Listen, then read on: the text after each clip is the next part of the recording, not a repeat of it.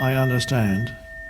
And the same question would apply also to if somebody close to you dies. People who have not had a close connection with an animal like a dog may not understand you. Only people who have had that will understand that it can be as painful as losing a human. And we had the same experience when our dog passed away under similar circumstances. And in the end, because she was suffering too much, we had to ask the vet to come, and she died peacefully. And she had a wonderful life, was loved and gave love for 9 years, and her consciousness, she was a female, benefited greatly from being together with us, with humans, and with us in particular. And we benefited from her unconditional, continuously loving presence. She loved almost everybody. Same. She loved almost every other dog or animal and almost every other human, with very few exceptions.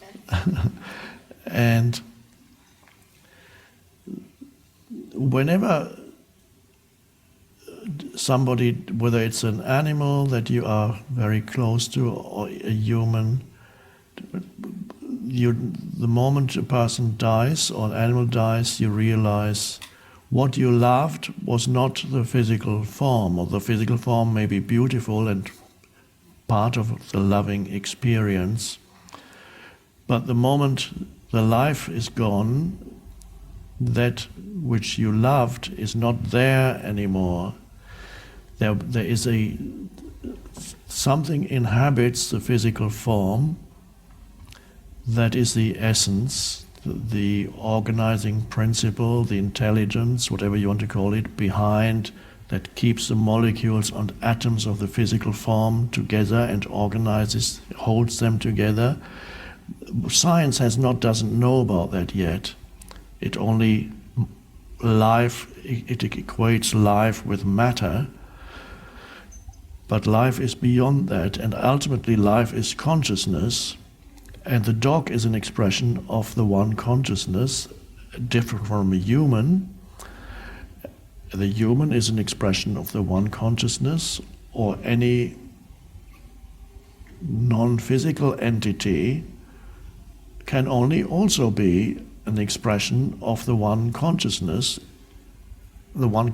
expressing itself at different levels of evolution. So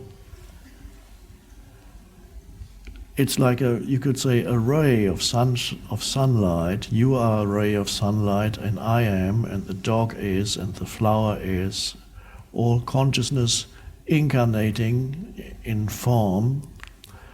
So that does not die. The essence doesn't die. And the dog, it's not a dog. I mean, we think we know what we are talking about when we say a dog. No, it is a being, an energy field, a being, an expression of the one consciousness. Not, we think we know when we label things and call it something, we think we know what it is. We don't know what a dog is. And just by calling it dog, it's just pseudo-knowledge. We don't know what a human is. Just the fact that somebody has a name, we think you know what that is. No, it's an unknown phenomenon. It's through the language gives us the illusion that we know, but we don't really know. And so here you have the dog, this wonderful presence, closed in matter, temporarily, and Something happened because consciousness evolves throughout the universe and evolves in billions of ways and forms, in and through billions of ways and forms.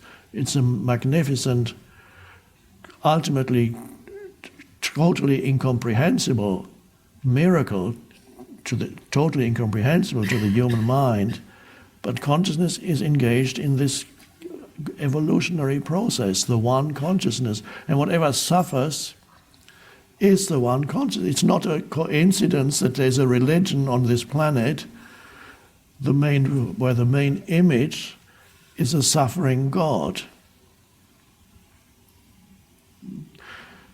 Isn't that strange? I mean, we have some explanation for it. We say, well, that was Jesus who died for this.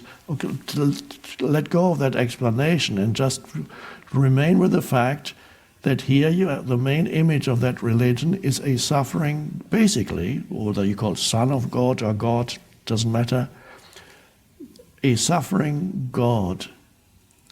And there's a deep significance to that. You don't have to be a Christian. In fact, if you're a Christian, you probably don't want to go there where I'm going now. There's a deep significance there because this suffering God is everybody. It is the fundamental human archetype. It's the suffering that every human and every life form, but in this case a human, he represents the human, that every life form goes through when this life form assumes the form of the material form, the separate, seemingly separate material physical vehicle, and is then defined in form. There were ancient teachings, they're quite close to the truths that say that that consciousness fell into matter as if it were a mistake. But I think it's a good image to say that consciousness, there was a kind of fall of consciousness into matter, but it wasn't a mistake. There are no mistakes in the universe. So, and if there is a mistake, it has a higher purpose for learning, and so it's not a mistake anymore. So that for those years that you lived together, your consciousness and the dog's consciousness, which are not really separate, although we just call them that, benefited greatly and grew, evolved through being together.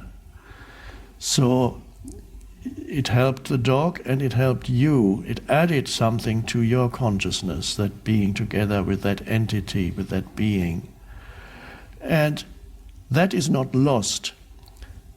I cannot tell you in what way that which animated that entity that we call dog continues on its journey back to the source, but it continues on its journey as you continue on it, not as a person, not as a personal identity that survives, but an underlying energy field, and the underlying consciousness that gives rise to this form, of course, continues on its journey and ultimately is never separate from its source. It just believes itself to be separate.